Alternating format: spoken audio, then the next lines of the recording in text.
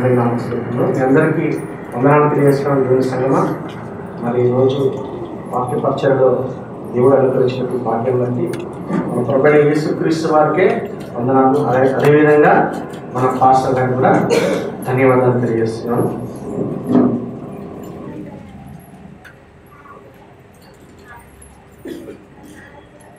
Brother ఒకసారి మత్తయి సువార్త 12వ అధ్యాయం 42 నుంచి. మత్తయి సువార్త 12:42.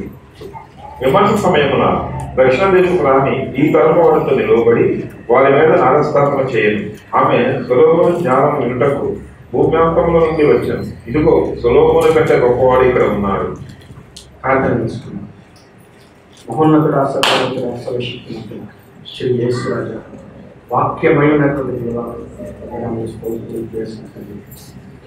ఆది నుంచి ఉన్నటువంటి దేవ, ఆది అంతమైనటువంటి దేవ, అల్ఫా ఒమేగా అయినటువంటి దేవాన్ని పొందనాల్సి చేసుకుంటాం.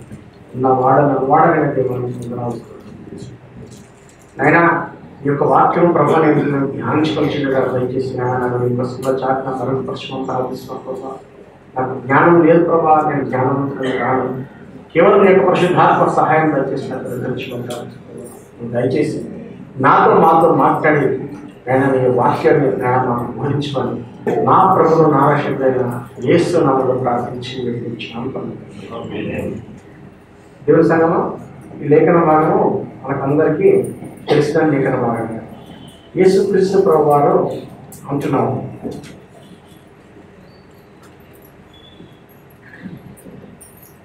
మత్తయి సువార్త 12వ అధ్యాయం ఒకసారి రండి అందరూ. 42వ వచనంలో యేసుక్రీస్తు వారు ఏమంటున్నారంటే, విమర్శ సమయమున దక్షిణ దేశపు రాణి ఈ తరము వారితో నిలవబడి వారి మీద నేరస్థాపన చేయు. ఆమె సొలొమోను జ్ఞానము వినుటకు భూమి అంతముల నుండి వచ్చెను. ఇదిగో సొలొమోను కంటే గొప్పవాడు ఇక్కడ ఉన్నాడు. విమర్శ దినం అంటే అందరూ తెలుసు కదా బిడ్డలు. విమర్శ దినం అంటే ఏంటిది?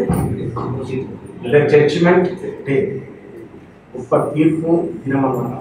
ఆ రోజు దేవుడు అందరికీ తీర్పు తీరుస్తాడు. ఎవరు తీర్పు తీరుస్తాడు?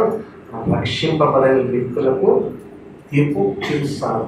మనం రక్షించబడిన మనకు తీర్పు లేదు. మనం తీర్పు తప్పించుకున్నాం, కానీ మనం చేసిన క్రియలకు మనం అక్కడ సమాధానం చెప్పుకోవాలి. కానీ తీర్పులో నుంచి తప్పించబడ్డారు. రక్షించబడినటువంటి దేవుడు మేకలను గొర్రెలను వేరు చేస్తాడు కదా, మరి మేకలని తీర్పు తీరుస్తాడు దేవుడు. మరి అదే విమర్శ దినం. ఆ విమర్శ దినంలో అందరికి తీర్పు తీర్చేటప్పుడు, అయ్యా నీకు భూమి మీద అనేక సమయం ఇచ్చినాం, దేవుని వాక్యం విరివిగా ఇచ్చినాం, నీ యొక్క దేవుని వాక్యం వచ్చింది, స్వార్థ వచ్చింది, కానీ నువ్వు దాన్ని సద్వినియోగపరచుకోలేదు, నువ్వు రక్షించబడలేదు అని చెప్తాను కదా. అక్కడ ఉన్నటువంటి రక్షించబడిన వాళ్ళు ఎప్పుడంటే జనరల్గా ఇక్కడ మార్మనస్ పొందకపోతే నేను చదివినట్టు ఇక్కడ దొంగతనం బుద్ధి ఉందనుకోండి, అక్కడ దొంగతనం బుద్ధి ఉంటుందండి. ఇక్కడ మార్మనస్ పొందలేదండి ఈ లోకంలో. ఇక్కడ సాకులు చెప్పేవాడు అక్కడ కూడా సాకులు చెప్పడానికి ప్రయత్నం చేస్తాడు. ఏం సాకులు చెప్తాడు? అయ్యా నాకు నీ గురించి ఎవరు చెప్పలేదు, నా గురించి చెప్తే నేను నమ్మటమేమో అంటే.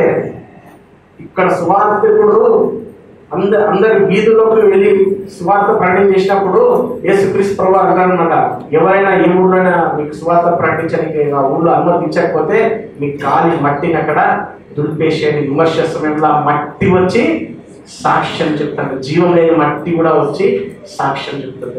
మరి అటువంటి సమయంలో ఈ షేబాదేశపు రాణి వస్తుందంట. షేబాదేశపు రాణి కూడా వచ్చి ఏం చెప్తుందంట? విమర్శ దినంలో నేరస్థాపన చేస్తారంట, మీరు రక్షించబడలేదని. అసలు ఒకసారి ఆ యొక్క ముందు భాగంలో అసలు సందర్భాన్ని చూస్తామన్నమాట. ఇది ఎవరితో అనుకుంటే యేసుక్రీస్తు ప్రభువు అంటే అక్కడ ముందు నుంచి అక్కడ 38వ వచనం నుంచి చూస్తే ఒకసారి నేను చెప్పుకుంటాను క్లుప్తంగా. శాస్త్రుడు పరిసయ్యుడు ఒక మాట అడుగుతాను, చదువులేదు 38వ వచనం కదా. అప్పుడు శాస్త్రుల్లోను పరిసయ్యులలోను కొందరు, బోధకుడా నీ వలన ఒక సూచక్రియను మొదలుపెడుతున్నామని ఆయనతో చెప్పగా ఆయన ఇక్కడేను, నీ వలన ఒక సూచక క్రియ అడుగుతున్నాము అంటున్నాడు. యేసుక్రీస్తు వారు చేసే అద్భుతాలు ఈ లోకానికి వచ్చినప్పుడు ఏమైనా తక్కువ చేశారా? అసలు ఆయన గురించి రాయాలనుకుంటే పేరు చాలదని భక్తుడు బైబిల్లో రాసిన ఆయన చేసిన అద్భుతాలు ఇంకా ఎన్నో ఉన్నాయో అన్ని ఇక్కడ రాయించడం సాధ్యం కాదు. మరి యేసుక్రీస్తు చేసిన అద్భుతాలు అదే మత్తయి సువార్తలో మనము ముందు నుంచి చూస్తే ఆయన కుష్ఠరోగం ముందు స్వస్థపరిచిండు, అనేక రోగులను దయ్యం పట్టిన వారిని స్వస్థపరిచిండు, శతాధిపతి దాసుని కూడా స్వస్థపరిచిండు. అయ్యా నేను మా ఇంటికి నుండి రావడానికి నేను పాల్చడానికి కాదు, నువ్వు మాట మాత్రం సెలవు అంటాడు కదా. శతాధిపతి ఆయన యొక్క దాసుని స్వస్థపరుస్తాడు, అనేకమైనటువంటి దయ్యాలని వెళ్ళగొడతారనమాట. ఒకసారి ఆ సందర్భం చూద్దాం. మత్తయి సువార్త 8వ అధ్యాయం 29వ వచనం కాబట్టి 8వ అధ్యాయం 29 మత్తయి సువార్త. వారు ఇదిగో దేవుని కుమారుడా, నీతో మాకేమి, కాలము రాకమునుపై మమ్మల్ని బాధించడం ఇక్కడికి వచ్చిందవా అని కేకలు వేసింది. ఏమంటున్నారు దయ్యాలు? ఏమంటున్నాయి? అయ్యా ఇదిగో దేవుని కుమారుడా ఏమంటున్నా? నీతో మాకేమో, మాతో నీకేమంటున్నా? నీతో మాకేమి.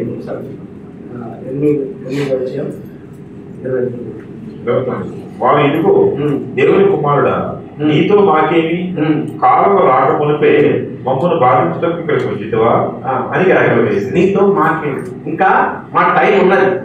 దేవుడు మాకు ఈ లోకంలో విచ్చలవిడిగా రెండో ఆకాశంలో ఈ మేఘమండలం వాయుమండలం తిరగడానికి, భూమి మీద ఉన్నవారిని సతాయించడానికి, వాళ్ళు పట్టి పీడించడానికి ఇంకా మాకు టైం ఉన్నది. ఎప్పుడు వారి యొక్క అంతం అంటే దేవుడు అగ్ని కూడా సిద్ధపరచదు కదా. అప్పుడు న్యాయ తీర్పులు జరిగినప్పుడు తర్వాత సాతాను ఈ యొక్క దేవుడు పడిపోయిన దేవుడు అందరినీ ఎక్కడేస్తారు, అగ్ని కూడా వేస్తారు. ఈ దయ్యాలు ఏమంటున్నాయి వింటారా? దేవుడు ఏమని సంబంధిస్తున్నా? యేసుక్రీస్తు ప్రభువాన్ని దేవుని కుమారుడా అంటున్నాడు. యేసుక్రీస్తు ప్రభువారు ఎవ్వరు చేయలేనటువంటి అద్భుతాలు ఈ లోకంలో చేస్తున్నారు. ఒక నలుగురు తీసుకొని వచ్చినారు. నలుగురు ఒక పక్షవాయు గౌరవాన్ని తీసుకొని వచ్చేసి ఇంటిలో తీసుకొని వచ్చేసి పైకప్పు నుంచి ఇంట్లోకి అక్కడ మంచంతో కిందికి వేసినప్పుడు యేసుక్రీస్తు ప్రభువారు నలుగురు విశ్వాసాన్ని చూసి ఏమంటారంటే, పక్షవాయు గౌరవానితో నీ పాపములు క్షమించబడి పరిపెత్తుకొని పోయి ఇంటికి వెళ్ళిపోయి. పాపాలు క్షమించే అధికారం ఎవరికైనా ఉందా? ఓన్లీ దేవునికి మాత్రమే ఉంటుంది. మరి యేసుక్రీస్తు ప్రభువారు తనను తాను ఈ ఇజ్రాయెల్ జనాంగానికి ఈ పరిసయ్యులు క్వశ్చన్ అడిగారు కదా, మనకు సూచక క్రియ ఏమని. వారికి ఏం చూపిస్తున్నాడు? తాను దేవుని కుమారులని ప్రకటించుకుంటున్నాడు, చూపించుకుంటున్నాడు అన్నమాట. కానీ వాళ్ళు నమ్ముతున్నారా? నమ్మట్లేదు. మనుషులందరూ ఏం చేస్తారంటే దేవుని యేసుక్రీస్తు ప్రభువారిని స్తుతిస్తా ఉన్నారన్నమాట. ఒకసారి చూద్దాం. అదే 9వ అధ్యాయం 32 9వ అధ్యాయం 32వ వచనం చదవండి. యేసును ఆయన శిష్యులను వెళ్ళుచుండగా కొందరు దెయ్యము పట్టిన ఒక మోగవాడిని ఆయన వద్దకు తీసుకుని వచ్చింది.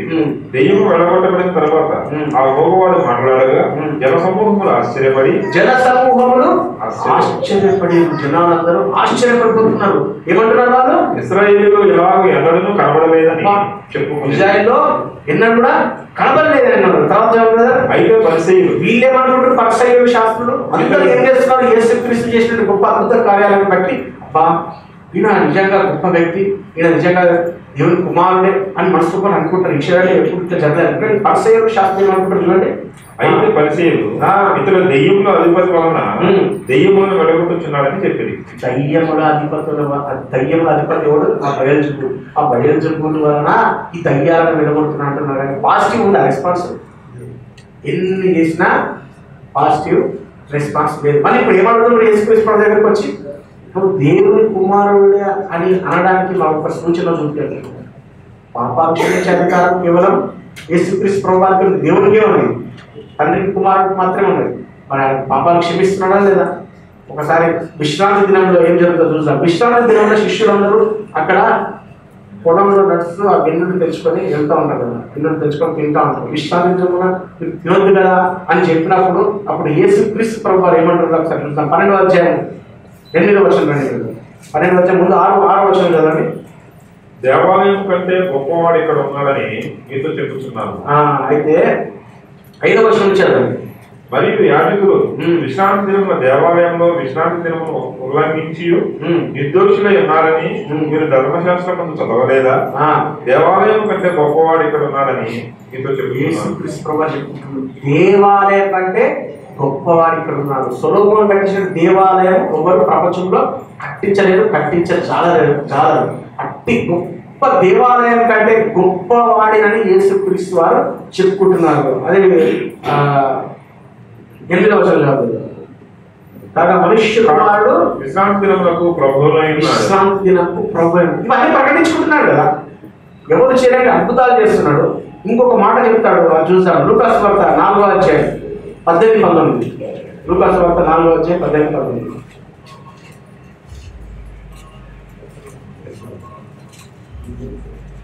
ప్రభువు ఆత్మ నా మీద ఉన్నది, పేదలకు సువార్త ప్రకటించుటకై ఆయన నన్ను అభిషేకించాను. చెరలో ఉన్న వారికి విడుదలను, వృద్ధి వారికి చూపును, కలుగునని ప్రకటించుటకును, నలిగిన వారిని విడిపించుటకును, ప్రభువు హితవత్సరము ప్రకటించుటకును ఆయన నన్ను పంపి ఉన్నాడు అని వ్రాయబడిన చోట ఆయనకు దొరికాను. అని వ్రాయబడిన చోటు ఆయనకు దొరికాను. ఆయన గ్రంథము చుట్టి పరిచారకులకు ఇచ్చి కూర్చుంటాను. సమాజ మందిరంలో ఉన్న వారందరూ ఆయనను తెరి చూడగా, ఆయన నేడు మీ వినికిడిలో ఈ లేఖనం నెరవేరినదని వారితో చెప్పసాగాను. లేఖనాధారంతో యేసుక్రీస్తు ప్రభువు చెప్తున్నారు, ఇగో నేను దేవుడి కుమారుడు వచ్చిన ప్రభు ఆత్మ నా మీద ఉన్నది, వృద్ధి వారికి చూపు కలుగజేయడానికి, నలిగిన వారిని విడిపించడానికి, ప్రభువు హితవస ప్రకటించడానికి వచ్చి ఉన్నాడని చెప్తున్నాడు. చెప్పేమంటున్నాడు, నేడు మీ ఇంటిలో ఈ లేఖనం నెరవేరింది. వాక్యం ధర్మశాస్త్రం మోషే ఇచ్చాడు కదా, ఆ లేఖనం నెరవేరింది. మీరు ఎవరి కోసం అయితే ఎదురు చూస్తున్నారో ఆ మెస్సియా నా రక్షకుడిని నేను వచ్చేసినాను అని చెప్తున్నాడు. చెప్తే ఏం చేస్తారు తెలుసు, అక్కడిక్కడ ఆయన ఎట్లా పట్టుకొని చంపాలని చూస్తారు కింద. ఆయన మరణం కూడా యాయిరు ఉంటాడు కదా, యాయిరు కుమార్తె చచ్చిపోతుంది. చచ్చిపోయినప్పుడు ఆమె దగ్గర చిన్న పాప దగ్గరికి వెళ్ళి ముగ్గురు శిష్యులతో వెళ్ళి తమిత దివాన్ చెప్తుంది. దివాన్ చెప్పినప్పుడు మరణించిన వాళ్ళు కూడా బ్రతికిస్తారు. బ్రతికించినా కూడా వీళ్ళు నమ్ముతారు, అర్థం బిడ్డారా? నమ్మరు. కానీ ఇంకా ఏమడుతారంటే విశ్వాసము యేసుక్రీస్తు పట్ల చూపకుండా ఏమడుతుందంటే మాకు సూచక క్రియ చూపించు అంటున్నాడు అనమాట. సార్ మళ్ళీ మన మత్తయి వార్త 12వ అధ్యాయం సూచక క్రియ చూపించు అంటున్నమాట. అప్పుడు యేసుక్రీస్తు ప్రభువు అక్కడ అంటున్నాడు 30వ వచనంలో, ప్రవక్త అయిన యోనాను గురించిన సూచక క్రియే కానీ మరి ఏ సూచక క్రియలు వారికి అనుగ్రహింపబడదు. ప్రవక్త అయిన యోనా గురించిన సూచక క్రియనే మీకు అనుగ్రహింపబడదు. ఇక మీకు ఏది అనుగ్రహింపబడదు, ఎందుకంటే మీకు ఎన్ని చూపించినా వ్యర్థమే. మీ హృదయాలు బండలు, మీరు విశ్వసించేవారు. ప్రవక్త అయిన యోనా సూచక క్రియ ఏంటి? యోనా 3 రాత్రి మొగలు తిమింగలము కడుపులో ఎలా ఉండైనా అలా మనుష్య కుమారుడు 3 రాత్రి మొగలు భూగర్భంలో ఆయన మరణించి భూగర్భంలో 3 రోజులు ఉన్నాడు. 3 రోజుల తర్వాత యేసుక్రీస్తు ప్రభువు పునరుద్ధానుడయ్యాడు, సజీవుడయ్యాడు అని చెప్తున్నాడు. ఇది కూడా బహుశా వాళ్ళు అర్థం చేసుకోకపోయి ఉండొచ్చు యోనా యొక్క సూచన. అయితే నేనే అప్పుడు అంటున్నాను, 40వ వచనం చదవలేదు. నినివేవారు యోనా ప్రకటన విని మారు మనసు పొందిరి గనుక విమర్శ సమయమున నినివేవారు ఈ తరము వారితో నిలువబడి వారి మీద నేరస్థాపన చేతులు. ఇక్కడ శివాదేశం రాకంటే ముందు యేసుక్రీస్తు ప్రభువు ఇంకో మాట చెప్తుండ్రు, నినివేవారు యోనా ప్రకటన విని మారు మనసు పొందిరి కనుక విమర్శ సమయంలో నినివేవారు ఏం చేస్తారంటే ఈ తరము వారితో, ఎవరు ఈ తరము, ఈ పరిస్థితులు శాస్త్రులు ఆ తరము వారితో ఏం చేస్తారంట విమర్శ దినమున నేరస్థాపన, వారి నేరస్థాపన చేస్తారు. ఎందుకు నేరస్థాపన చేస్తారు? ఈ నినివేవారు ఎందుకు నేరస్థాపన చేస్తారు? నినివేవారి గురించి మనకందరికీ తెలుసు కదా. దాని తర్వాత యేసుక్రీస్తు ప్రభువు చెప్తున్నాడు, ఇదిగో ఆ యోనా మాట విని వారు నినివేవారు మార్పును పొంది నేరస్థాపన చేసేదానికి అర్హులుగా ఉన్నారు. ఎందుకంటే యోనా కంటే గొప్పవాడు ఇక్కడ ఉన్నాడు. మామూలు ఒక యోనా ప్రవక్త వెళ్ళి నినివేవారికి ప్రకటిస్తేనే ఏం చేశారు, నినివేవారు మార్పు పొంది. నినివేవారు ఎటువంటి ఘోరమైన పాపాత్మలు, అక్కడ మొత్తం బలాత్కారంతో నిండేవాడు, నింపబడిన ఒకరికొకరు దోచుకునేవాడు, ఒకరికొకరు చంపుకునేవాడు. ఇంకా అక్కడ లేని పాపం అనేది లేదు. అక్కడ దౌర్జన్యం, పాపం అంతా విచలితం పెరిగిపోయింది. దేవుడికి బహు కోపం వస్తుంది. కోపం ఏం చేస్తారు దేవుడు, ఈ నినివే వారిని మొత్తము నాశనం చేశారనుకుంటాడు. నాశనం చేయాలని ఉగ్రత వస్తుంది అని, ఉగ్రత రాకముందు ఒక చిన్న ఛాన్స్ ఇద్దాం వాళ్ళు రక్షించబడడానికి అనేసి వాళ్ళకి రక్షింపబడేటటువంటి హోపు 0% అనమాట. ఇంకా అది రక్షణ పొందడానికి ఛాన్స్ లేదన్నమాట. 0% ఉన్నప్పుడు ఏం చేసిందంటే ఇక ఉగ్రత పంపించకుండా ఒకసారి ఛాన్స్ ఇద్దాం అనేసి, యోనా నువ్వు వెళ్ళినైనా వెళ్ళి వారికి సువార్త ప్రకటించు, ఉగ్రత వస్తుందని చెప్పు అని చెప్తే యోనా ఒకటే మాట చెప్తాను. అక్కడ పోయి దేవుని ఉగ్రత మీకు వస్తుంది, మీ పాపం బహు పిచ్చిగా ఉన్నది వచ్చేసి చెప్పినప్పుడు వాళ్ళు ఏం చేస్తారు వీళ్ళ అందరూ నేనేం పడ్డారు అందరూ పట్టణస్తులు గోనెపట్ట కట్టుకొని బూడిద జల్లుకొని రాజు కూడా గోనెపట్ట కట్టుకొని బూడిద జల్లుకొని ఉపవాసం ఉంది 3 రోజులు వాళ్ళు వాళ్ళ భార్యలు పిల్లలు పశువులు సైతం ఉపవాసం ఉండి ఏం చేస్తారు ప్రభావం క్షమించండి ప్రభావం క్షమించండి దేవుడు పెట్టుకుంటారు మారణ మనసు పొందినప్పుడు దేవుడు ఏం చేస్తాడు ఒక ఉగ్రత నుంచి వారిని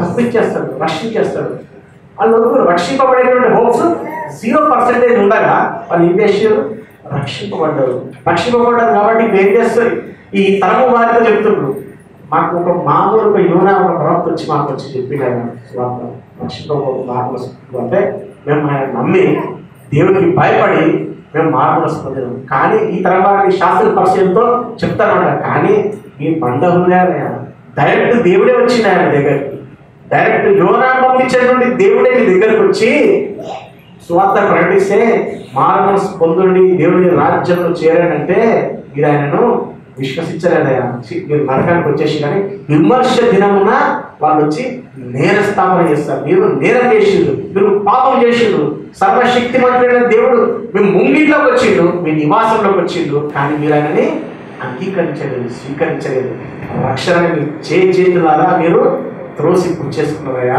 అని నేరస్థాపన చేస్తారన్నమాట దాని తర్వాతనే దేవుడు అంటున్నాడు ఇక్కడ ఈ దక్షిణ దేశపు రాణి గురించి చెప్తున్నాడు విమర్శ సమయమున 42వ వచనం విమర్శ సమయమున దక్షిణ దేశపు రాణి ఈ తరము వారితో నిలబడి వారి మీద నేరస్థాపన చేయు పరుసులు సద్దుపేలు తరంతో విమర్శ నేనే పట్ల వస్తుంది మాత్రమే కాదు ఇంకొక స్పెషల్ డేట్ ఉంది ఎవరంట దక్షిణ దేశపు రాణి అంట వచ్చి ఏం చేస్తారంటే ఈమె కూడా నేరస్థాపన చేస్తారు ఎవరు దేవుని బిడ్డ ఈ యొక్క దక్షిణ దేశపు రాణి మీకు అందరికీ తెలుసు కదా దక్షిణ దేశపు రాణి ఎవరు మనం అక్కడికి వెళ్దాం మొదటి రాజుల గ్రంథం 10వ అధ్యాయానికి వెళ్దాం మొదటి రాజుల గ్రంథం 10వ అధ్యాయానికి వెళ్దాం ఇక్కడ మనము మన 3 వాక్యాంశాల లోపల ఏం చేసిందంట ఆమె సొలొమోను జ్ఞానం వినుటకు భూమి అంతముల నుండి వచ్చేది సొలొమోని జ్ఞాన వచనాలు వినడానికి అంటే సొలొమోనుకి ఎంతో దూరం నుంచి ప్రయాణం చేసి వచ్చింది ఇదిగో సొలొమోను కంటే గొప్పవాడు ఇక్కడ ఉన్నాడు అని చెప్తున్నమాట ఈ సొలొమోను యొక్క జ్ఞానము వినడానికి భూమి అంత సొలొమోను యొక్క జ్ఞానం ఎంత గొప్పది తెలుసు అందులో సొలొమోను దేవుడు దర్శిస్తాడు తప్పని దర్శిస్తాడు ఏం కావాలో కోరుకోవాలంటే ఈయన ఏమంటున్నాడు సొలొమోను నాకు ఐశ్వర్యం కావాలి నాకు ధనం కావాలి నాకు గొప్పలు కావాలని అడిగిందా కాదు నాకు బుద్ధి వివేకం నీ ప్రభావ నీ ప్రజల మీద నాకు రాజుగా నియమించిన కదా ఈ ప్రజలను నేను సక్రమంగా పాలించడానికి వీళ్ళని కరెక్ట్గా జ్ఞానం తీర్చడానికి నాకు జ్ఞానం కావాలి బుద్ధి వివేకం కావాలి నాకు తెలివి కావాలి నాకు అది అంటాడు అది అన్నప్పుడు దేవుడు చేస్తాడు ఆయన ఏమంటాడు దేవుడు ఒకసారి చూశాడు సొలొమోనుతో అంటాడు మొదటి రాజుల గ్రంథం రండి 3వ అధ్యాయం 11వ వచనం 11 నుంచి 13 చదువుతారు దేవుడు అతనికి ఇలాగ సెలవిచ్చాను దీర్ఘాయునైనను ఐశ్వర్యమునైనను నీ శత్రువుల ప్రాణమునైనను అడగక నువ్వు నీ శత్రువుల ప్రాణం అడగలేదు దీర్ఘాన్ని అడగలేదు ఐశ్వర్యం అడగలేదు ఏమడుగుతున్నాను న్యాయములను గ్రహించకు వివేకము అనుగ్రహించమని నీవు అడిగితివి నీవు ఇలాగ అడిగినందున నీ మనవి ఆలకించుచున్నాము బుద్ధి వివేకములు గల హృదయం నీకు ఇచ్చుచున్నాము బుద్ధి వివేకములు గల హృదయం నీకు ఇస్తున్నాను పూర్వీకులలో నీ వంటి వాడు ఒకడును లేడు పూర్వీకులలో అంటే ఈ ఆదాము సృష్టించబడినప్పటి నుంచి ఇప్పటి వరకు సొలొమోను ఉన్నప్పటి వరకు కూడా పూర్వీకులలో నీ వంటి వాడు ఒకడు కూడా లేడు ఇక మీద నీ వంటి వాడు ఒకడు ఇంకా మీదంటే నీ వంటి వాడు ఒకడు కూడా ఉండడు ఇప్పటి వరకు కూడా సొలొమోను అంటే జ్ఞాని అయిన వ్యక్తి ఎవరు భూమికి రాలేదు వారు ఏరోప్లేన్ కనిపెట్టచ్చు బల్బులు కనిపెట్టచ్చు సెల్ ఫోన్ కనిపెట్టచ్చు కానీ సొలొమోను కంటే మాత్రం జ్ఞానవంతుడు కాదు అంతటి జ్ఞానాన్ని బుద్ధి వివేకముల ఆత్మని సొలొమోను ఇచ్చాడు ఆ యొక్క సొలొమోను ఆ యొక్క జ్ఞానం చేత ప్రజలందరినీ పరిపాలిస్తున్నాడు ఆ యొక్క జ్ఞానం ఎట్లా అంటే మొత్తం చుట్టుపక్కల ప్రాంతాలు మొత్తం ఆయన యొక్క కీర్తి మొత్తం వ్యాపించిపోయింది అసలు ఆ టైంలో అసలు అక్కడ బండల మీదే ఎవరికి జ్ఞానవంతులు అనుకుంటున్నారు వాళ్ళకి మించిన జ్ఞానం ఈ సొలొమోనుకు ఉంది అదే మొదటి రాజుల 4వ అధ్యాయం 4వ అధ్యాయం 29-30 4వ అధ్యాయం 29:30. దేవుడి జ్ఞానమును బుద్ధిని వర్ణింపశక్యము కాని వివేచన గల మనస్సును సొలొమోనుకు దయచేశాను. కనుక సొలొమోనుకు కలిగిన జ్ఞానము తూర్పు దేశస్తుల జ్ఞానము కంటేను అప్పుడు భూప్రపంచంలో ఎవరయ్యా జ్ఞానవంతులు అంటే తూర్పు దేశస్తులు అనుకుంటే యేసుక్రీస్తు ప్రభు వారిని చూడడానికి ఫస్ట్ వాళ్ళు ఎవరు వచ్చిండ్రు? నక్షత్రాన్ని చూసి తూర్పు దేశపు వాళ్ళు వచ్చిన తూర్పు దేశంలో ఎక్కువ జ్ఞానవంతులు ఉంటారనేటువంటి అప్పుడు పెద్ద ప్రసిద్ధి అనమాట. ఐగుప్తుల జ్ఞానం కంటేను ఐగుప్తుల జ్ఞానం వాళ్ళు ఎట్లా పిరమిడ్ తెలుసు అయిపోయాడు, దాన్ని ఎట్లా కట్టాలో ఇప్పుడు తెలియదు. ఆ పెద్ద పెద్ద రాళ్ళని ఇప్పుడు ఒకదానిపై ఎట్లా గీర్చుడు కూడా తెలియదు అనమాట. వారికంటే గొప్ప జ్ఞానం ఎవరు?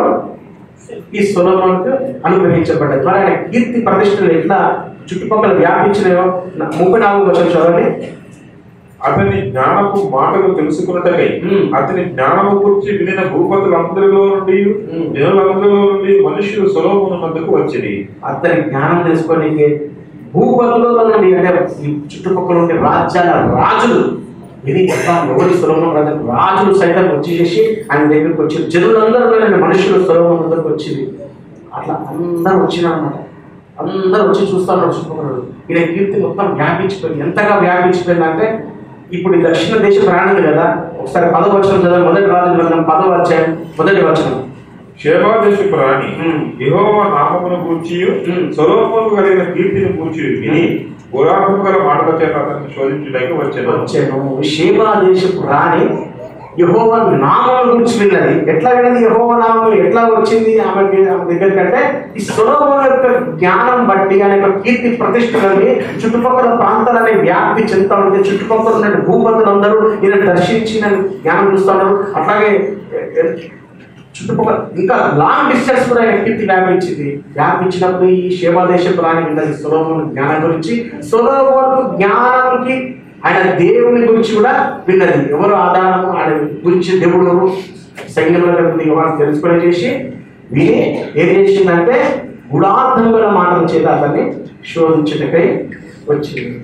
ఆ షేబా దేశపు రాణి మనం యేసుక్రీస్తు ప్రభువు మత్తయి సువార్తలో చెప్పినటువంటి దక్షిణ దేశపు రాణి అంటే షేబా దేశపు రాణి. ఇప్పుడు ఈ షేబా దేశం అంటే ఇప్పుడు ఉన్నటువంటి యెమెన్ ఇథియోపియా ప్రాంతం, సౌదీ అరేబియాలో నుండి యెమెన్ ఇథియోపియా ప్రాంతం అన్నమాట. అది యెరూషలేము నుంచి కరెక్ట్గా ఒక 2000 కిలోమీటర్ల డిస్టెన్స్ ఉంటుంది. 2000 కిలోమీటర్స్, 2000 కిలోమీటర్లు అంటే ఇక్కడ మన హైదరాబాద్ నుంచి కాశ్మీర్ అంతా దూరం అన్నమాట. అంత దూరం సొలొమోను యొక్క కీర్తి ప్రతిష్టలు వ్యాపించిపోయాయి అన్నమాట. చూడండి, దేవునికి నమ్మకంగా సొలొమోను జీవించినప్పుడు సొలొమోను యొక్క కీర్తి సువాసన చుట్టుపక్కలకి వెళ్ళిన తద్వారా అనేకులు దేవుని కూడా తెలుసుకుంటున్నారు అన్నమాట. ఈ షేబా దేశపు రాణి విని, ఆ షేబా దేశం అంటే మామూలు దేశం కాదు, దేవుడు పెట్టారు. షేబా దేశం అంటే బంగారానికి పెట్టిన పేరు అన్నమాట. మంచి మేలైన బంగారానికి, ప్రశస్తమైన బంగారానికి పెట్టిన పేరు అన్నమాట. ఒకసారి ఆ దేశంలో నుండి బంగారం గురించి హెచ్కెల్ గురించి చూద్దాం. హెచ్కెల్ గ్రంథంలోకి వెళ్దాం. ఆ బంగారం అక్కడ ఏమేమి ఉంటాయి ఆ షేబా దేశంలో, అది ఎంత గొప్ప దేశమో చూద్దాం ఒకసారి. హెచ్కెల్ గ్రంథం 27-22. షేబా వర్తకులను రామా వర్తకులను నీల వర్తకం చేయుదురు. వారు అతి ప్రశస్తమైన గంధవర్గములను అతి ప్రశస్తమైన గంధవర్గములను అంటే స్పైసెస్, గంధవర్గములు అంటే సువాసన ద్రవ్యాలు అన్నమాట. ఇవి ఇరువగల నానా విధమైన రత్నములను, బంగారం ఇచ్చి నీ సరుకులను ఇక్కడ చెప్తున్నాడు. దేవుడు చెప్తున్నాడు అక్కడ బంగారం, విలువైన రాళ్ళు, సుగంధ ద్రవ్యాలు ఇవన్నిటికీ ఆ షేబా దేశం వర్తకానికి, చాలా బిజినెస్కి, వర్తకానికి, ట్రేడింగ్ చేయడానికి చాలా విలువైనటువంటి ప్రదేశం అన్నమాట. అక్కడ ఎంత గొప్ప ఈ దేశం, ఎంత సుసంపన్నమైన దేశం, ఎంత ఐశ్వర్యం కలిగిన దేశం అంటే సొలొమోనుకి షేబా దేశం రాణి కానుకలు తీసుకొని వస్తుంది. కానుకలు తీసుకొని వస్తే ఆ కానుకలను బట్టి చెప్పొచ్చు ఆ దేశము ఎంత గొప్ప దేశము, ఎంత ఐశ్వర్యం కలిగినటువంటి దేశము. ఒకసారి మొదటి రాజు 10వ అధ్యాయం 9వ వచనం చూడండి. 9 కాదు 10వ వచనం. మరియు ఆమె రాజులకు 240 మణుగుల బంగారం తీసుకొచ్చిందండి. బహు విస్తారమైన గంధవర్గమును రత్నములను ఇచ్చాను.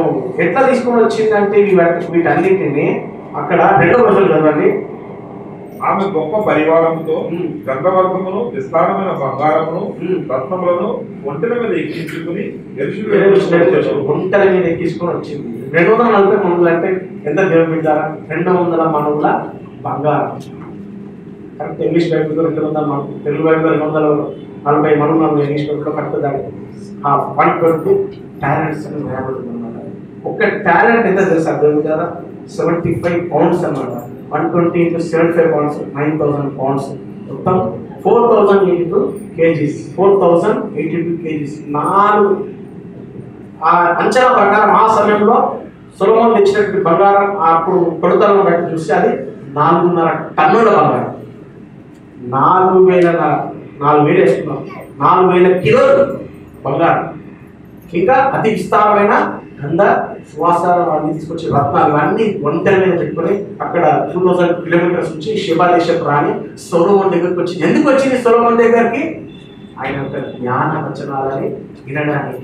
మరి 4,000 టన్నులు 4,000 కిలోలు అంటే ఒకసారి అర్థం చేసుకో. 100 కిలోల సంచులు ఎన్ని దేవుళ్ళారా? ఒక 40.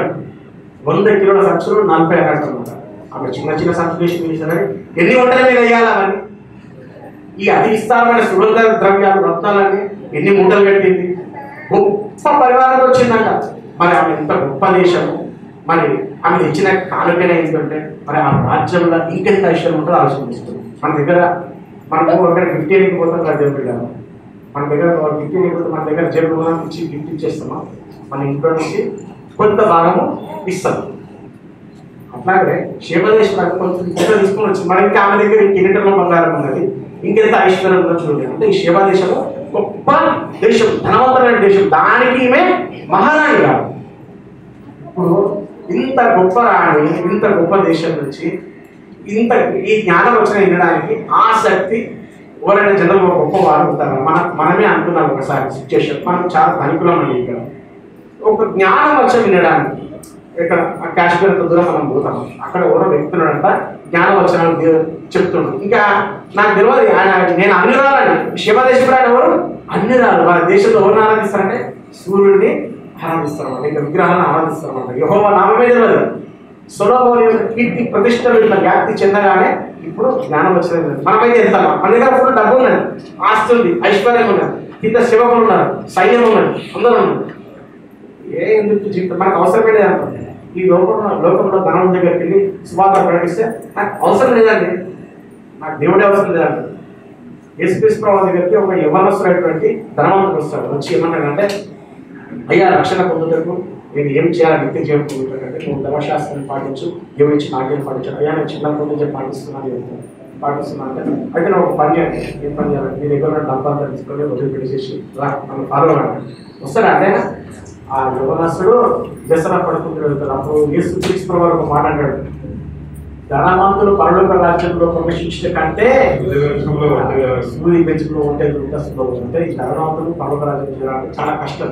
శిష్యులు అంటారు, మరి ఎవరైనా పరలోక రాజ్యం ధనవంతులు చేరవచ్చు. అది ఎట్లంటే మనుషులకు అసాధ్యం కానీ దేవునికి సమస్త సాధ్యం. దేవుడు తలుచుకుంటే ధనవంతులు కూడా వస్తారని చెప్తాము. మరి ఈ శేబా దేశపు రాణికి రక్షించబడడానికి, దేవుని దగ్గర రావడానికి, సొలొమోను జ్ఞానం వినడానికి, అసలు దేవుని గురించి తెలుసుకోవడానికి 0% హోప్స్ అన్నమాట.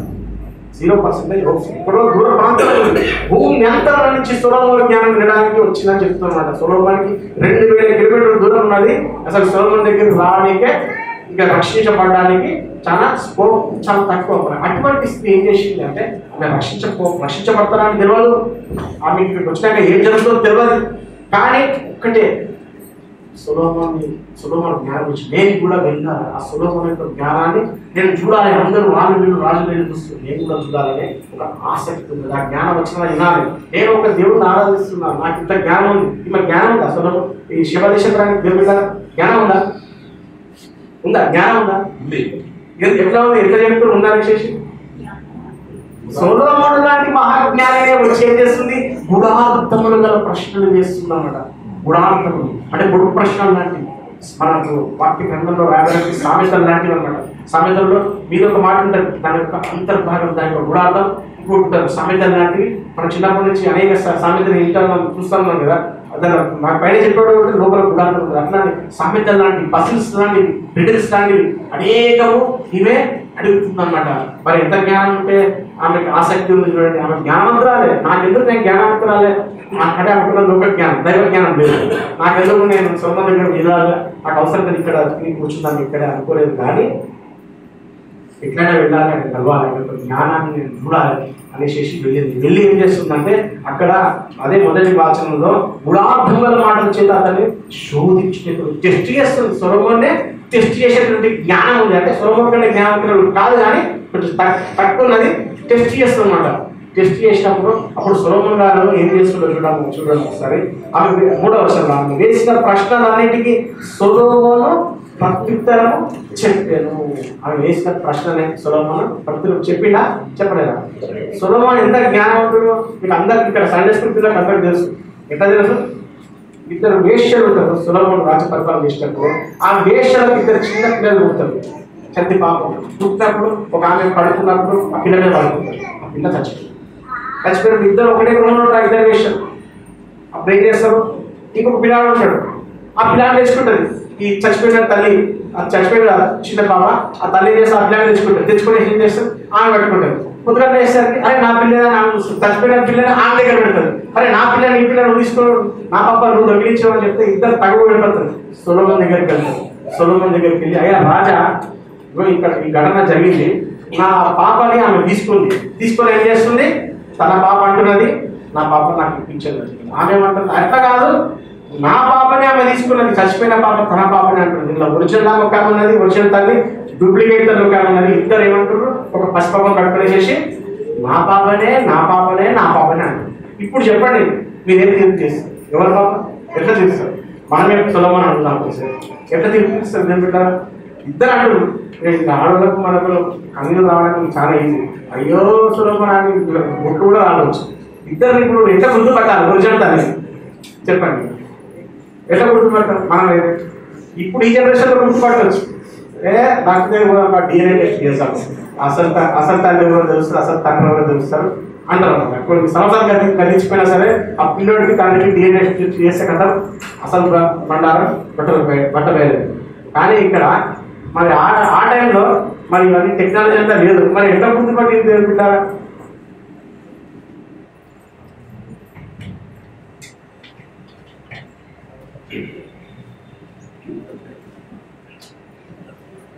అప్పుడు సొలొమోను ఏం చేస్తారంటే ఆ సైనికులు చెప్తాడు, ఒక కత్తి తీసుకురాకుండా పోయాడు. ఒక కత్తి తీసుకొస్తాడు. సరే ఆ పాపం 2 ముక్కలు చేసేసి ఆ 2 తలలోకి ఇచ్చేసాను అన్నాడు. 2 తలలోకి ఇచ్చేసింది అనగానే మన ఒరిజినల్ తల్లి నిజంగా కన్న తల్లి ఏం చేస్తాడంటే అయ్యో నా పాప చచ్చిపోకూడదు, 2 ముక్కలు చేసి ఏం లాభం? తన దగ్గర ఉన్నా సరే నా పాప బతకాలి, చచ్చిపోతుంది. అయ్యా సొలొమోను రాజా, ఆ పాపని చంపొద్దు, దయచేసి 2 ముక్కలు చేయకండి, నాకు వద్దా మేము ఆ పాప నాకు వద్దు, ఆమెకి ఇచ్చేసేయండి అంటే అవతల ఏమంటుంది తెలుసా? ఏమంటుంది? వద్దొద్దు 2 ముక్కలే చేయండి అంటే అక్కడ కాకే తర్వాత చూడండి, వద్దొద్దు 2 ముక్కలే చేయండి. ఇదేది ఈమె ఇస్తా అంటున్నది, పాపని ఇస్తా ఆమెకి ఇచ్చేసేది, నాకు అవసరం లేదని చెప్పినాను. ఆమె 2 ముక్కలే చేయంటున్నారు. 2 ముక్కలే చేయంటారు అంటే కొంచెం కూడా ప్రేమ లేదు. ఇచ్చినప్పుడు తీసుకోవచ్చు కదా, తీసుకోవాలి తెచ్చుకోవచ్చు కదా. అక్కడ 2 ముక్కలు చేయండి. ఇట్లా నా పిల్ల వచ్చింది, దీని పిల్ల కూడా రావాలి. ఇది అర్థమైందా? ఎట్లనే గుర్తురావాలా, వీడు గుర్తురావాలా. సొలొమోను ఏం చేస్తాడు? ఏ తల్లి అయితే అన్నారు నా పాప నాన్నకి ఇచ్చేసాడంటే ఆమెను వచ్చిన తల్లి ఆమెకు ఇచ్చేసింది. తల్లి యొక్క మమకారానికి టెస్ట్ పెడతాడు ఇక్కడ సొలొమోను. తల్లి యొక్క వాత్సల్యానికి టెస్ట్ పెడతారు అన్నమాట. నిజమైన తల్లి ఎవరు ఆ పిల్లల్ని ప్రేమిస్తుందని ఆ ప్రేమలో గెలిచిందో అంటే ఒరిజినల్ తల్లికి తెలుస్తుంది. సొలొమోను ఇది బుద్ధి వివేచన జ్ఞానం హృదయాంతరంలో నుంచి ఇట్లా పరిశీలించేటట్టే ఈ యొక్క వివేకం. ఈ సొలొమోనుకు దేవుడు అట్టిన జ్ఞానం అనుగ్రహించినమాట. అప్పుడు ఇంత జ్ఞానవంతుడు అనమాట. ఈ శేవాదేశ ప్రయాణం వచ్చేసేసి అన్ని గూఢమైన ప్రశ్నలు వేసినప్పుడు ఆమెకు మంచిగా ఆన్సర్ చెప్తాడు, అన్నిటి బాగుని చెప్తాడు. రాజులకు మరుగైన లేదు ఆమె ప్రశ్న వేసిన వాటి అన్నిటి భావం చెప్పాడు. ఏ ప్రశ్న వేసిందో అన్ని చెప్పేసేసి చెప్పినాక అప్పుడు ఆ శేవాదేశ ప్రాణి ఉన్నది వచ్చి గంట సేపు అతిథిలాగా లేదు, ఎంతో దూరం నుంచి వచ్చింది, 2000 కిలోమీటర్ల నుంచి వచ్చింది. కొన్ని రోజులు గెస్ట్ హౌస్లో అక్కడ రాజనగరంలో పక్క రాజు వచ్చినప్పుడు వాళ్ళకు గెస్ట్ మహల్స్ అన్నీ ఉంటాయి అన్నమాట. అక్కడ ఉన్నది అక్కడ ఉండి ఇక్కడ రోజు ఇక్కడ చూస్తుంది, ఏమేమి గమనించిందో చూడండి చూపెట్టారు ఒకసారి అక్కడ 4వ వచనం నుంచి. శేబాలని సొలొమోను యొక్క జ్ఞానమును అతడు కట్టించిన మందిరము. ఫస్ట్ శివదేశంలో ఏం చూసింది? సొలొమోను యొక్క జ్ఞానాన్ని చూసింది. తర్వాత అతడు కట్టించిన మందిరం చూసింది. ఆ మందిరము చూస్తే నిజంగా భూమి మీద పరలోకం కనిపిస్తుంది. అట్లా కట్టింది అనమాట సొలొమోను. అంటే పరలోకంతో మనం పోల్చలేము, కానీ అంత కాన్సన్ట్రేషన్ పెట్టి కట్టినమాట. ఆ మందిరానికి ఎంతో బంగారం కరిగించి పూత పోసింది. ఏదైనా మందిరం ఉందా? బంగారం కోటింగ్, ఒరిజినల్ బంగారం, ఏది బంగారం కోటింగ్ ఏ మందిరం అన్నా భూ ప్రపంచంలో లేదు. కానీ అక్కడ అంతా వెండి బంగారం చేత ఆ యొక్క మందిరము కట్టబడుతుంది అనమాట. చదవండి. అతని బల్ల మీద ఉన్న భోజన ద్రవ్యంలోను ఈ సొలొమోను డైనింగ్ టేబుల్ ఉంటుంది కదా, అక్కడ వాళ్ళు తినే ఫుడ్, అతని సేవకులు కూర్చుంటే పీఠంలోను ఆ సేవకుల్లో ఉన్నటువంటి చిన్న చిన్న సింహాసనాలు, వాళ్ళ కుర్చీలు చూసి అతని ఉపచారాలు కనిపెట్టుటను, వారి వస్త్రములను, వాళ్ళు వేసుకున్న డ్రెస్సింగ్స్ ఎంత డిసిప్లిన్ ఉన్నాయి, ఎటువంటి వేసుకున్నారు. అతనికి గిన్నె అందించు వారిని యెహోవా మందిరమందు అక్కడ పరిచయం చేసే వారందరినీ చూసింది. ఇక్కడ ఎట్లా ఉన్నది, ఒక డిసిప్లిన్ ఉన్నది, వాళ్ళు వేసిన డ్రెస్సింగ్ కానీ ఒక కోడ్ కానీ ఎట్లా ఉన్నది, అక్కడ వీళ్ళు ఏ విధంగా ఒక ఫుడ్ కానీ తీసుకునే తత్వం చూసారు. ప్లస్ ఈ సొలొమోను జ్ఞానం చూసింది, ప్లస్ మందిరాన్ని చూసింది. దాని తర్వాత ఏం చూసింది? యెహోవా మందిరమందు అతడు అర్పించు దహన బలులను, యెహోవా మందిరమందు అతడు అర్పించు దహన బలులను చూసి విస్మయం ఉందినది. ఆశ్చర్యపోయింది, విస్మయం ఉంది. యెహోవా మందిరమందు అతడు అర్పించు దహన బలులు. అప్పుడు ఆ దహన బలులు అర్పిస్తుంటే చూసింది. అక్కడ మందిరంలో ఫస్ట్ ఆవరణలోకి వస్తారు, తర్వాత పరిశుద్ధ స్థలంలోకి వస్తారు, తర్వాత ప్రధాన యాజకుడు అతి పరిశుద్ధ స్థలంలోకి వస్తారు. ఇవన్నీ తెలుసుకుంది. అక్కడ ప్రత్యక్షంగా మందిరాన్ని చూసింది. ఎట్లా ఆ యొక్క పశువులను అక్కడ దహన బలులు అర్పిస్తారు, ఎట్లా అంటే దహన బలులు చూసినప్పుడు ఏమర్థమైందంటే పాప క్షమాపణ ఆ యొక్క శివదేశం రానికి అర్థమైంది అనమాట. ఎందుకు బలి ఇస్తున్నారు వీళ్ళు, ఎందుకు బలిస్తున్నారంటే మన పాపములకు ప్రతిగా జంతువుని బలిస్తున్నాం అనేసి పాప ప్రాయశ్చిత్తమునకై అక్కడ దహన బలి, సర్వభౌమ బలి అవన్నీ ఇస్తున్నారు అనమాట. ఇచ్చేసేసి ఆ పంటలో కాల్ చేసేస్తుంది బలిపీఠం పైన. ఇవన్నీ చూసిన తర్వాత పాప క్షమాపణ గురించి తెలుసుకుందనమాట. వీళ్ళ రీతి రివాజాలను చూసిన, వీళ్ళు జీవన శైలి చూసింది ఎట్లా ఉండదు. మా దేశంలో ఎట్లా ఉండదు, వాళ్ళ దేశంలో ఎట్లున్నారు, వాళ్ళు ఒక విగ్రహాలకు పూజ చేస్తున్నారు. దేవుడు కానీ దేవుడు సృష్టించిన వాటిని పూజ చేసుకుంటా కొందరైతే ఈ లోకంలో ఆ టైంలో అనేక వాళ్ళ పిల్లలను కూడా ఆ దేవతలకు బలి ఇచ్చేవారు అన్నమాట. అటువంటి అన్ని జాతుల వారు కూడా ఉండేరన్నమాట. చాలా దేవుడికి విరోధమైన కార్యం చేసే వాళ్ళు ఉంటారన్నమాట. అయితే చాలా వీళ్ళ దేశం చూస్తేనేమో పాప భూయిష్టమైన కనిపిస్తుంది, ఇక్కడేమో దేవుడు పాపాలను రక్షించేవాళ్ళని కనిపిస్తుంది, పరిశుద్ధమైనది ఇక్కడ కనిపిస్తుంది.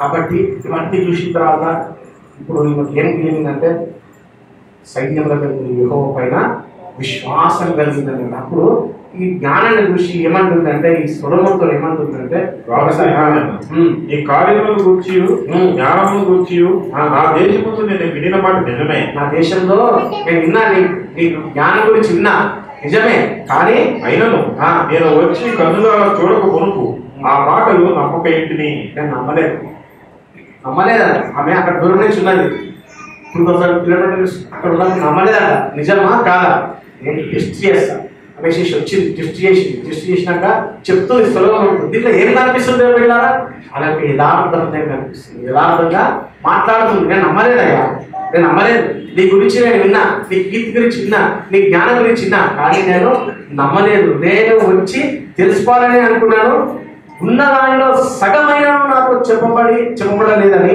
ఇప్పుడు నేను తెలుసుకుంటున్నాను. నేను వచ్చి నీ జ్ఞానం చూసిన తర్వాత అప్పుడు నాకు ఏమర్థమైందంటే అసలు నేను విన్నది చాలా తక్కువ, నీకు ఉన్నది దేవుడిచ్చింది చాలా ఎక్కువ అని ఆమె ఒప్పుకుంటుంది. ఎంత యథార్థవంతురాలు కదా, ఒప్పుకునే తత్వం ఉంది ఆ లోపల. ఒప్పుకుందంటే ముందు సొలొమోను తక్కువ అంచనా వేసింది. అంటే మామూలు జ్ఞానాన్ని కూడా వచ్చి చూసిన తర్వాత ఆయన జ్ఞానం ముందు నీకు జ్ఞానం ఎంత అంటే చాలా తక్కువ అని అర్థమైపోయింది. ఆమె తన కాలం ఒప్పుకుంటుంది.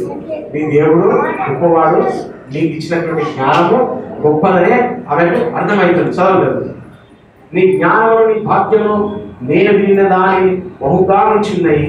నీ జనులు భాగ్యవంతులైన జనులు భాగ్యవంతులు, నువ్వు పరిపాలిస్తున్నావు. రోజు నీ జ్ఞాన వచనం వింటున్నట్టు ఈ ప్రజలు జ్ఞానవంతులు అన్నమాట. అయితే ఒక మాట అంటుంది చూడండి 9వ వచనంలో, నీ అందుకు ఆనందించి నిన్ను ఇశ్రాయేలు మీద రాజుగా నియమించిన నీ దేవుడైన యెహోవాకు స్తోత్రం కలుగును గాక. ఇప్పుడు చూడండి ఏమంటుంది, దేవుణ్ణి స్తుతిస్తా ఉన్నది. ఎవరు స్తుతిస్తారు? దేవుడి బిడ్డ విశ్వసిస్తేనే స్తుతిస్తాము యేసుక్రీస్తు ప్రభువుని. అయితే ఇప్పుడు ఈ అంటున్నానమాట, నీ అందు ఆనందించి నిన్ను ఇశ్రాయేలు మీద రాజుగా నియమించిన జ్ఞానానికి మూలం ఎవరు? నిన్ను ఇశ్రాయేలు మీద రాజుకు నియమించింది ఎవరు అంటే సైన్యములకు అధిపతియగు యెహోవా నియమించిన నీ దేవుడైన యెహోవాకు స్తోత్రము కలుగును గాక. మహిమనంతా ఎవరికి ఇస్తుంది? దేవుడి బిడ్డ దేవుడికే ఇస్తుంది. మహిమనంతా దేవుడికే ఇస్తుంది. ఇప్పుడైతే మహిమను ఎవరికి ఇస్తారంటే పెద్ద పెద్ద సేవకులు ఉన్నారు కదా, రివ్యూలు ఉంటాయి. మనం బయటకు వెళ్ళేటప్పుడు మాకు కూడా జరిగింది. ఇతర వీటిలోకి వెళ్ళినప్పుడు ఉమ్మడి వెళ్ళినప్పుడు మనం వెళ్తుంటే వీళ్ళు వచ్చేస్తారు రివ్యూ చెప్పండి, ఇక్కడ ఈ బ్రదర్ బాగా చెప్పింది, మాకు చాలా మంచి. ఇది రివ్యూలు. మహిమ ఎవరు పోతుంది? మనుషులకు పోతుంది. ఇంకోసారి ఇబ్బంది గారు మీటింగ్ పెడతాడు. అక్కడ వెళ్తుంటే మైక్ పెడతాడు, చెప్పండి ఇక్కడ ఎప్పుడు వచ్చేది? ఫస్ట్ టైం వచ్చేది. మేము ఫస్ట్ టైం వచ్చినాం, మాకు ఇక్కడ ఈ బ్రదర్ చాలా బాగా చెప్తుంది. మహిమ ఎవరు పోతుంది? దేవుడికి మాత్రమే. అందరికి స్వార్థకులకు, అందరి పాస్టర్లకు చెప్పేది వాక్యం. ఈ వాక్యం అందించేటువంటి ఈ వాక్యమైనటువంటి దేవుని మహిమపరిచేది. కానీ ఈ జ్ఞానానికి మూలం ఎవరని గ్రహించేది యొక్క సేవాదేశం రానంటే సైన్యముల యెహోవాను గ్రహించి నిన్ను ఈ ప్రజలకు నియమించినటువంటి దేవుడు గొప్పవాడు. ఆయనకే స్తుతులు కలుగును గాక. రక్షించబడదు. మనం రక్షించబడడానికి స్కోప్ 0% ఉండాలి. ఎట్లా 0% అంటే చాలా దూరం, భూమి అంతా దూరం, ఎక్కడో దూరం. కానీ యెహోవా నామ సొలొమోను జ్ఞానాన్ని విన్నది. ఆమె అక్కడే ఉంటే రక్షించబడుతుండేనా? రక్షించబడకపోతుంది. యేసు ఇక్కడికి వచ్చి సైన్యముల దగ్గరికి యెహోవాను దేవుడిగా స్వీకరించింది. ఆమె ప్లస్ ధనవంతురాలు. నాకెందుకు లేదు ఈ ఉన్న ధనమైన తృప్తి ఇక్కడ ఉంటుంది. అంత దూరం ప్రయాణం చాలా రిస్క్. దూర ప్రయాణం రిస్క్ ఎలా కదా. ఆమె తన గొప్ప పర్వాలతో బయలుదేరి వచ్చిందండి. 2000 కిలోమీటర్లు అక్కడి నుంచి ఇక్కడ వరకు వచ్చింది. ఎన్ని రోజులు పట్టి ఉంటుంది దేవుడి వీటిలో విమానం ఎక్కువస్తారు. ఇవాళకి వచ్చినట్టు ఒక గంటలో అక్కడి నుంచి ఇక్కడ దిగేస్తారు. కష్టంలో కలిపి ఇక్కడ దిగేస్తారు. కానీ అక్కడ రాలే ఆమె. అక్కడి నుంచి 20 కిలోమీటర్ల నుంచి ఒంటెలతో గొప్ప పరివారంతో వచ్చింది. ఆమె దగ్గర ఉన్నది ఒంటెల మీద మంచి బంగారం మూటల మీద ఉంది. దొంగలు పక్క రాజులు కుడిపోయిన రాజులు ఉండగా ఈ పెద్ద యాత్ర పోతుంది, బంగారం యాత్ర. మనం దొంగలు ఇద్దాం, ఇలా అపగలిగిద్దాం. ఒక స్త్రీ వీళ్ళ దగ్గరికి ఈజీ దొంగలు తెచ్చడం ఈజీగా అనుకోవచ్చు కదా. కానీ జరగలేదు. ఎందుకంటే ఆమె రక్షించబడాల్సింది దేవుని యొక్క సంకల్పంలో ఉన్నది. కాబట్టి ఆమె కాపుదల భద్రత యెరూషలేము వచ్చే వరకు ఉన్నారు. ధనవంతరాలు గొప్ప గొప్ప ఎదురీత ఈదిందనమాట. ఆమె ఎన్నో సంఘటనలు మధ్యలో ఎన్నో ఆటంకాలు అవన్నీ వచ్చినా కూడా కొందరు గుంటలు అవన్నీ దాటుకుంటా వచ్చింది. ఎన్ని రోజులు రావచ్చు. ఒక మనిషి అక్కడి నుంచి ఇక్కడ నడుచుకుంటే సెకండ్ వైపు తెలుసు. కరెక్ట్ కాలినడక నడిస్తే, ఆగకుండా నడిస్తే 15 రోజులు పడుతుంది. ఆగకుండా అక్కడి నుంచి ఇక్కడ నడుచుకుంటూ వస్తుంది. మరి వీళ్ళు మధ్యలో ఆగుతారు. ఇజ్రాయేలీలు కనాన్ దేశం వచ్చినట్టు మధ్యలో టెంట్ వేసుకొని మధ్యలో వస్తారు. ఎంతో వస్తారు. దాదాపు 50 నుంచి 60 రోజులు పడతారు వీళ్ళు రాని. అంత కష్టపడ్డది, అంత ప్రయాసపడ్డది ఎవరు? ఈ సేవా దేశపు రాణి. ఆమె ఒక అన్నురాలు, దేవుని ఎరగినటువంటి స్త్రీ. ఆమె ఎంత కష్టపడి సొలొమోను జ్ఞానం వినడానికి యెహోవా నామం విని తెలుసుకున్నామనే శిష్యులు వచ్చి ఇక్కడికి వచ్చి రక్షించబడలేదు. 0% రక్షించబడలేదు. నినేవే పట్టణం కూడా 0% ఉగ్రత పాత్రుడు. ఈమె కూడా అన్యురాలు, దేవుడి నామం ఎరగినటువంటి స్త్రీ 0% రక్షించబడలేదు. కానీ రక్షించబడ్డది సొలొమోను. దేవుడు యేసుక్రీస్తువారు మత్తయి సువార్త 12వ అధ్యాయంలో అంటున్నాడు, ఆమె సొలొమోను జ్ఞానం నిమిత్తము భూమి అంతము నుండి వచ్చారు. ఇదిగో సొలొమోను కంటే గొప్పవాడు ఇక్కడ ఉన్నారు. సొలొమోను జ్ఞానం చేయడానికి వచ్చింది. సొలొమోనుకు జ్ఞానం ప్రసాదించిన నేనే మీ దగ్గర ఉన్నానయ్యా, మీరు మాత్రము కొంచెం 0% ఆసక్తి ఉంటుంది. లోపల లేదు. ఆమె లోపల ఆసక్తి ఎంత ఉన్నది? సొలొమోను జ్ఞానం చూడడానికి 200%, 300% ఆసక్తి ఉన్నది. ఎట్లయినా నేను నా జీవితకాలంలో వెళ్ళాలని ఉన్నది. కానీ సొలొమోనుకు ఉన్నది బుద్ధి, జ్ఞాన, సర్వ సంపదలు ఉన్నాయి. చూడడానికి వచ్చింది. బుద్ధి, జ్ఞాన, సర్వ సంపదలకు నిలయమైన నేనే మీ దగ్గర ఉన్నాను. కానీ మీరు మాత్రం స్వీకరించారు. ఎవరితో అంటున్నాడు? ఈ పరిసయ్యులు సద్దుకయ్యులు తనతో అంటున్నాడు, సొలొమోను కంటే గొప్పవాడు ఇక్కడ ఉన్నాడు, కానీ మీరు మాత్రం ఆసక్తి కొంచెం కూడా లేదు. అందుకనే ఆ స్త్రీ వస్తుంది, శేబాదేశ వచ్చి మీ మీద నేరస్థాపన చేస్తుంది. అయ్యా, దేవుడు సృష్టించినటువంటి ఒక మనిషి, దేవుడు అనుగ్రహించినటువంటి ఆ జ్ఞానం బట్టి నేను రక్షించబడ్డాను. నేను ఎంతో దూరంగా ఉన్నాను సువార్తకు, ఆ దేశం ఎంతో దూరము, దేవునికి ఎంతో దూరము అయినను నేను వచ్చినాను, సొలొమోను జ్ఞానం విన్నాను, రక్షించబడ్డాను. కానీ సొలొమోను కంటే గొప్పవాడు మీ దగ్గరకు వచ్చింది కదా, మీరేం చేసేవయ్యా అంటారు. పరిసయ్యులు సత్యం ఏం చెప్తారండి అప్పుడు? ఏంటంటే పరిసయ్యులు సత్యం చెప్తారు కదా, మనకే సమాధానం. మనం కూడా విమర్శ కాలంలో నేర స్థాపన చేస్తారు దేవుళ్ళారా. ఈ పట్టణస్తులు ఈ షేబా దేశపు రాణి ఇంకా ఇంకా దూరంగా రక్షించబడ్డరు. ఎవరు? రాహబ్ అనే వేశ్య కూడా వాడిని నేర స్థాపన చేసే అక్కడ ఉన్నారు. రాహబ్ అనే వేశ్యకు రక్షించబడే ఛాన్స్ ఉందా? లేదు. కానీ యెహోవా నామమును విన్నది, యెహోవా ఇశ్రాయేలు ఐగుప్తు నుంచి కనాను దేశం తీసుకునేటప్పుడు చేసిన అద్భుతాలన్నీ విని యెహోవా నామమును విశ్వాసం ఉంచింది. వాళ్ళు దేవుడు వారిని తన గృహంలో దాచిపెట్టింది. ఇంకా చాలా మంది అట్లా స్కోప్ లేకున్నా 0% హోప్ ఉన్నా వాళ్ళు దేవుని నామాన్ని విని రక్షించబడడం జరిగింది. మనని ఆ తరం వారితోనే విమర్శ కాలంలో నేరస్థాపన చేస్తారు అనుకోకండి.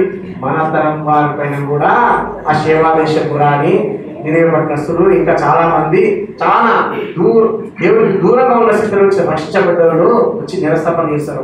మాకు సువార్త ఇంత దూరంగా ఉండే, మాకు దేవుడు ఇంత దూరంగా ఉండే, మేము అన్నిలను మేము భ్రష్టులుగా జీవిస్తున్నప్పుడు కూడా మేము ఆ సువార్త వినగానే, యేసుక్రీస్తు కృప చూడగానే వచ్చి రక్షించబడ్డాము, మార్గమనస్సు పొందినాము, మాకు హృదయాన్ని అప్పగించినాము.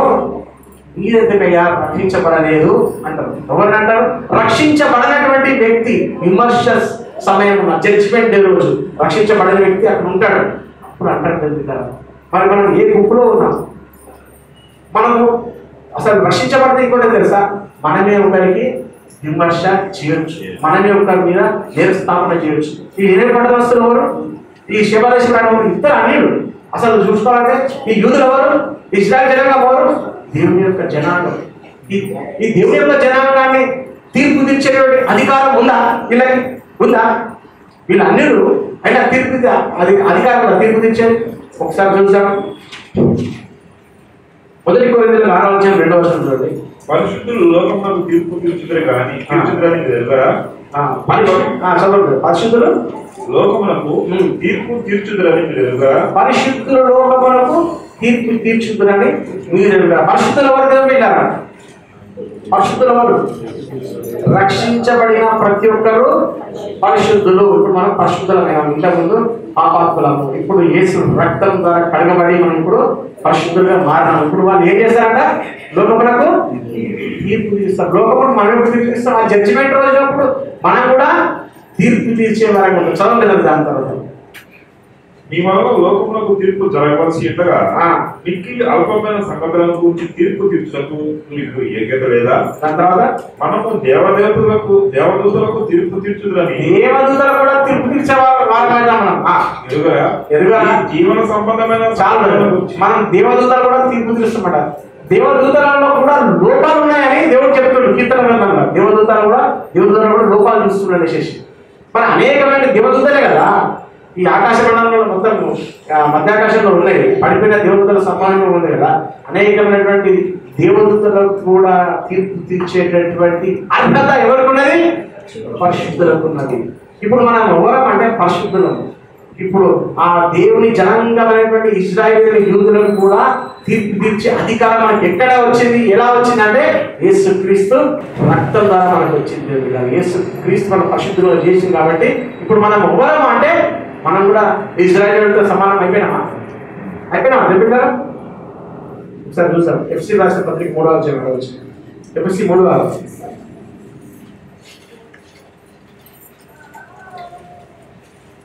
ఈ మర్మం మీద అన్ని జనులు సువార్త వలన క్రీస్తు యేసునందు యూదులతో పాటు సమవారసులము. ఇది ఏంటంట? మర్మము. చదవలేదు, మళ్ళీ చదవాలి. ఈ మర్మం మీద అన్ని జనులు సువార్త వలన క్రీస్తు యేసుక్రీస్తు సువార్త వలన ఇప్పుడు మనం అందరం అన్ని జనులు మనం ఏ విధంగా మారినాం? యూదులతో పాటు సమాన వారసులుగా మాట యూదులతో పాటు. ఇప్పుడు ఇంతకుముందు యూదులు ఇజ్రాయేలు దేవుడి జనాంగం, మనం ఓరమైన మనం కూడా దేవుడి జనాంగమైన చదవలేదు. ఒక శరీరమందరి సాటి అవయవములను వాగ్దానములో పాలువారున్నాయి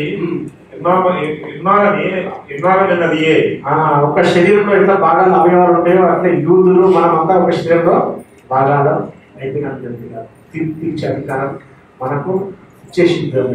మరి ఈ యొక్క స్త్రీ చేసిన గొప్ప పని ఏది దేవుడారా?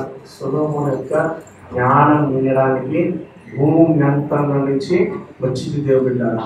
అయితే ఒకసారి సొలొమోను యొక్క జ్ఞానం దగ్గరికి వచ్చే శిష్యం ఏంటంటే జ్ఞానం చెప్పబడుతుంది. సొలొమోను యొక్క జ్ఞానానికి ఆధారము, సొలొమోను యొక్క జ్ఞానానికి మూలం ఎవరంటే యేసుక్రీస్తు ప్రభువు. అసలు జ్ఞానం అంటేనే, అసలు జ్ఞానం పరిపూర్ణమైన జ్ఞానం అంటేనే, నిజమైన జ్ఞానం అంటేనే యేసుక్రీస్తు ప్రభువు అని. ఒకసారి మొదటి కొరింథీయులకు దొరుకుతుంది. మొదటి కొరింథీయులకు 1వ అధ్యాయం 24వ వచనం. 1వ అధ్యాయం 24వ వచనం.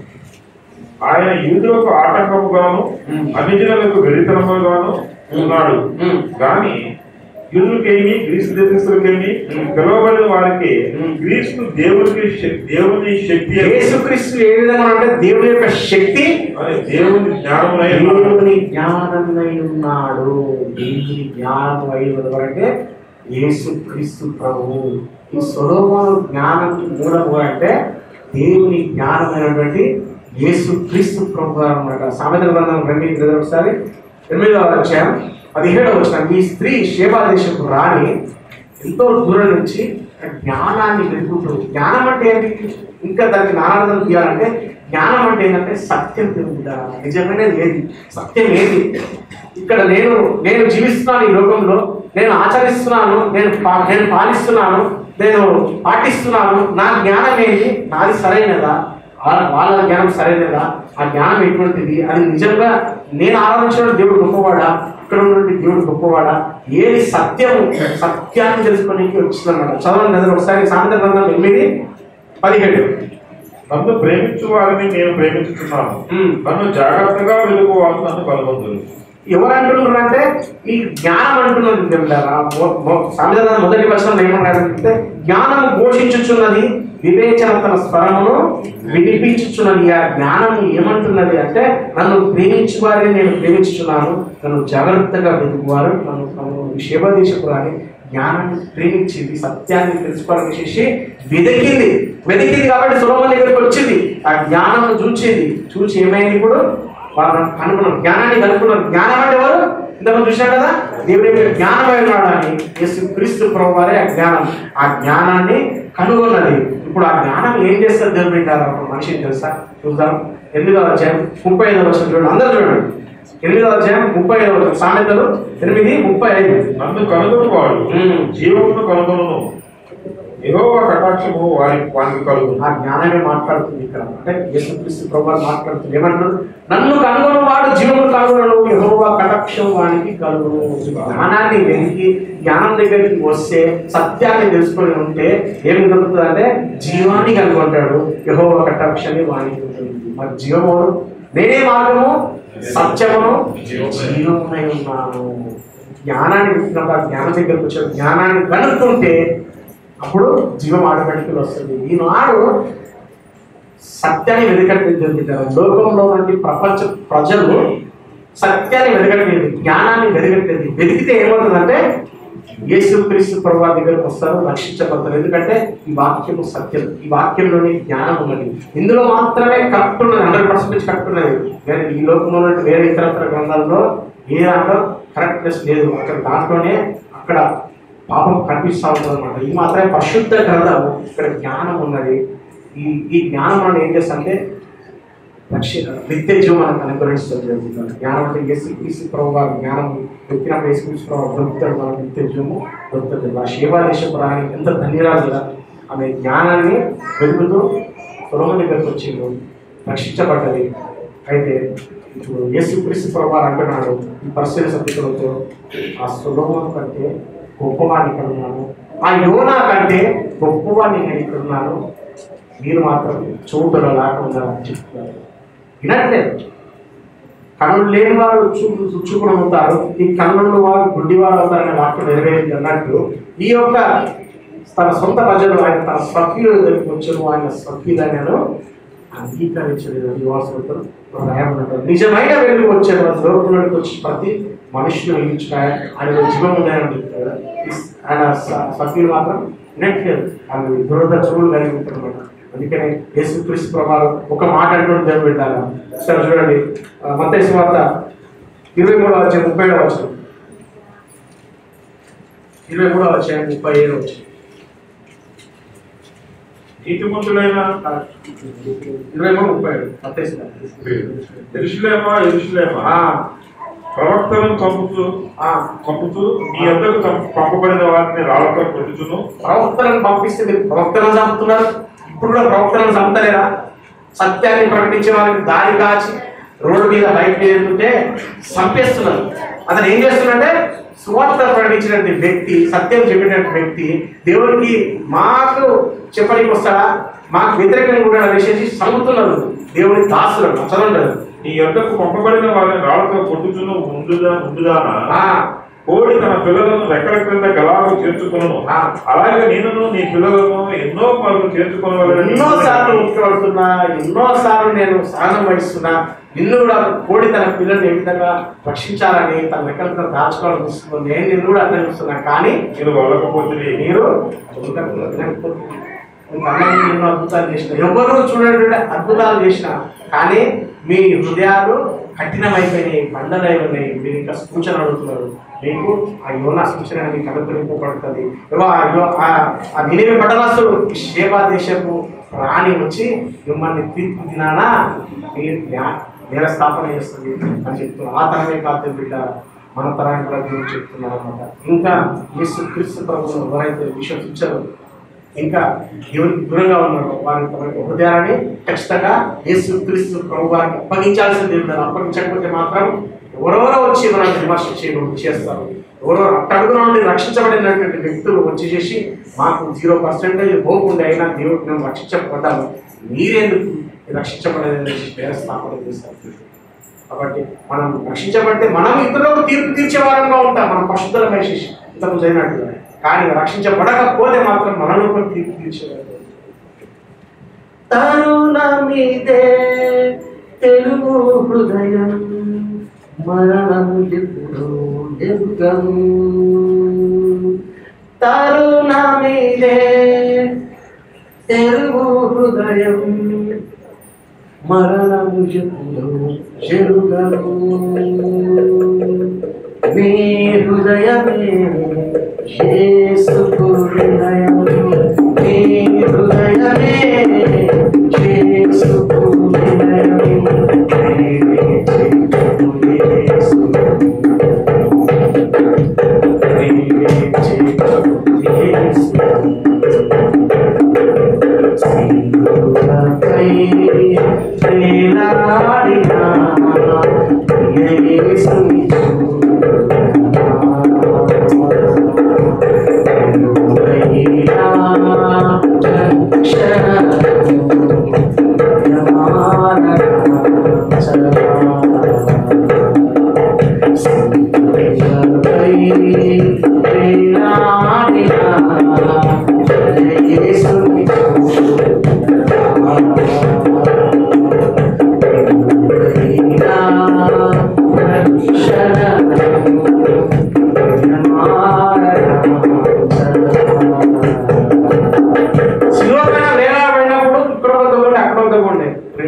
రక్షించబడ్డాడు.